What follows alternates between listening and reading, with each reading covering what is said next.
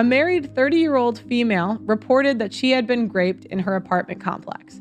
During a polygraph, she reported that she had been raped because her partner did not stop ejaculation as he agreed, and she was afraid she was pregnant and her husband was overseas. So essentially, she reported this, they put her under a polygraph, and she cracked. Now, we can agree that the ejaculation situation, that's not great, right? But that is not the same thing as being pulled off of the side of the road, held at knife point, and being overtaken. And you think, how did we get here?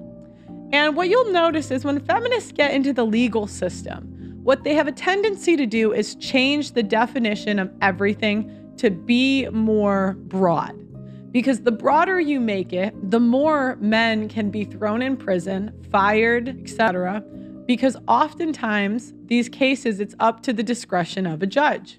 So the old definition of grape was the carnal knowledge of a female forcibly and against her will. So essentially, forced sex. And the new definition is penetration, no matter how slight, of the vagina or anus with any body part of object or oral penetration by a sex organ of another person without the consent of a victim. Now, what is the key word in there? And I want you guys to be able to hear this because when you hear people telling stories, there's certain key words that you have to be able to pick up to understand what they're really saying. So the key word is consent. What is consent?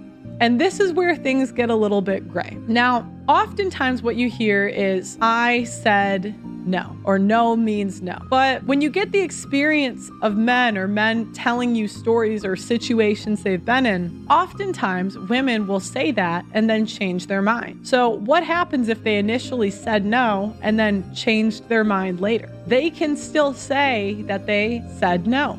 The other thing is they add in new words to include more behavior that they just don't like. Now, again, I'm not saying that these behaviors are moral or immoral, but let's not pretend it's the same thing as being held at knife point, pulled off the side of the road and having onto the side of the road and being forced to have sex against your will. Though we can agree those are completely different things, right? Coercion is defined as the use or threatened use of lawful force upon any person which induces him or her to do an act against his or her will. So the key word in this is threatened use. The use or threatened use of lawful force upon any person which induces him to do an act against his or her will. Now, when I hear this, I think knife point, gun point, or I'm going to go get a gun. I'm going to shoot your face. That's what I think of. But when I hear it in practice, they're able to put in, oh, I thought he might get a gun, or I felt like he was going to hurt me. I don't think that's the same thing.